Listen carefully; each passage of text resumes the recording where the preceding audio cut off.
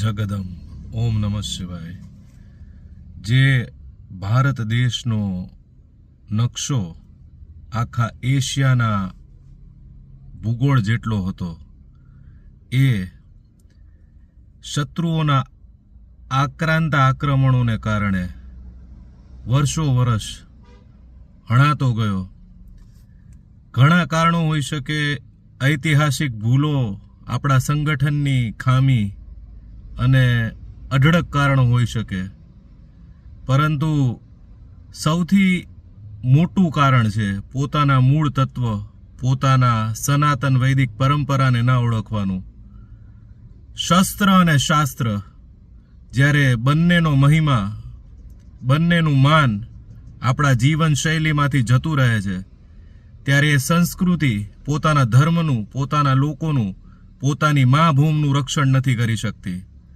એટલા માટે જ પોતાની સનાતન વૈદિક પરંપરાને ઓળખીએ, શસ્ત્ર અને શાસ્ત્ર બંનેના ગુણગાન ગાઈએ।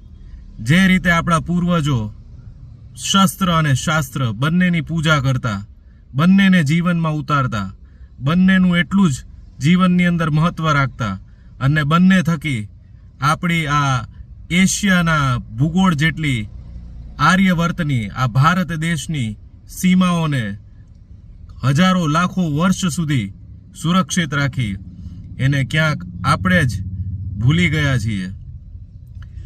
હવે આ શત્રુઓના આક્રમણોમાં નિર્દોષ લોકોના જીવ, આપણા ભૂગોળમાં બચેલી આપણી મા ભૂમની જગ્યા એ જવા દેવા કરતા આ દેશનો એક એક યુવાન સંગઠિત થઈને પોતાના મૂળ તત્વને, પોતાની સનાતન વૈદિક પરંપરાને, શસ્ત્ર અને શાસ્ત્રના મહત્વને સમજે, અને હવે ના કોઈ સર્જિકલ સ્ટ્રાઇક, ના કોઈ કૂટનીતિક ચાલ, શત્રુને મારવા માટે શત્રુની ભાષામાં જ શત્રુને જવાબ આપવો પડે।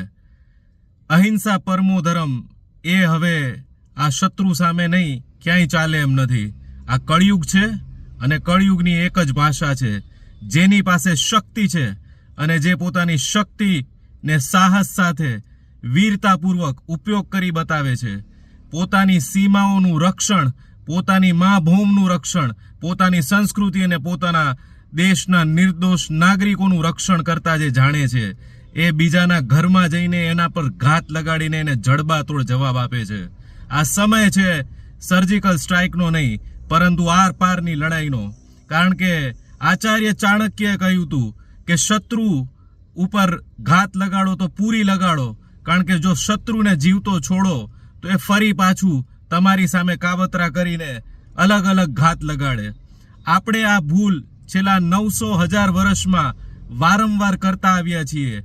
આ અધૂરું યુદ્ધ પૂરું કરીએ। આ આર પારની લડાઈમાં દેશનો એક એક નાગરિક ખભેથી ખભો મેળવીને મા ભૂમની રક્ષા કાજે જય ભારત, હર હર મહાદેવના નાદ સાથે સત્ય માટે, ધર્મ માટે આર પારની આ લડાઈને, આ અંતિમ નિર્ણાયક યુદ્ધને પોતાનું સમર્થન આપે અને સત્યની સાથે વળગી રહે। આ મારા વ્યક્તિગત વિચારો હોઈ શકે, હું કોઈ ઉશ્કેરવા માટે આ કોઈ સ્ટોરી ટેલિંગ કે આ વિડીયોનો ઉદ્દેશ નથી રાખતો। આ મારા વ્યક્તિગત વિચાર છે। એક ભારતીય તરીકે, એક સ્વતંત્રતાની જે મારી આધિકારિક ભાવના છે એનો ઉપયોગ કરીને આજે આ આર પારની લડાઈમાં હું ભારતને, ભારતના લોકોને પૂર્ણ જોશ અને પૂર્ણ શ્રદ્ધા સાથે આની આર પારની લડાઈને મહત્વ આપીએ, સમર્થન આપીએ, અને જરૂર પડે આ આર પારની લડાઈમાં જ્યાં બી જોડાવાનું થાય ત્યાં જોડાઈએ। આ નિર્ણાયક યુદ્ધ છે। આર પારની લડાઈ કરવાથી જ આનું પરિણામ આવી શકે, કારણ કે આ શત્રુને વારંવાર જવા દેવાથી આપણા નિર્દોષ નાગરિકો અને આપણી મા ભૂમ ઉપર જ ઘાત લાગે છે।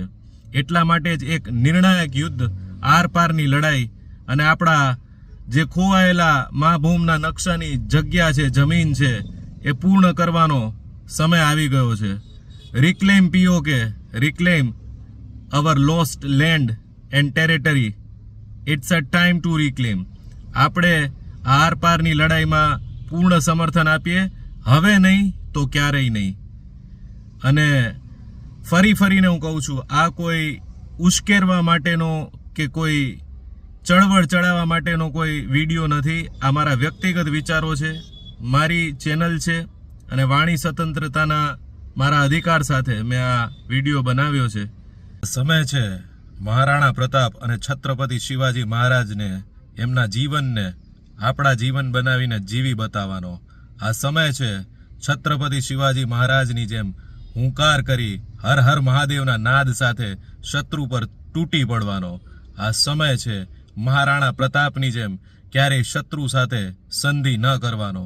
આ સમય છે આપણા જીવનમાં વીરત્વ અને શૌર્યની સાચી વ્યાખ્યા જે સનાતનના મુખ્ય સંસ્કારો છે એને જીવી બતાવવાનો. અને આ સમય છે એક થઈને શત્રુને હર હંમેશ માટે સમાપ્ત કરી આ શત્રુના આતંકિક અને પિશાચી કૃત્યોનો હર હંમેશ માટે વિનાશ કરવાનો. આ સમય છે પુનઃ જાગૃત થઈ પોતાની સનાતન વૈદિક પરંપરાને ઓળખી શસ્ત્ર અને શાસ્ત્ર બંનેના ગુણગાન ગાઈ એને જીવનમાં ઉતારવાનો. તો મારા વાલા સનાતની મિત્રો, તમને આ વિડીયો ગમ્યો હોય, મારી વાત સાથે સહમત થતા હો તો આ વિડીયોને લાઈક અને શેર અવશ્ય કરજો અને તમારા અભિપ્રાયો અવશ્ય જણાવજો. ફરી મળીએ આગામી સ્ટોરી ટેલિંગમાં. ત્યાં સુધી જગદંબ.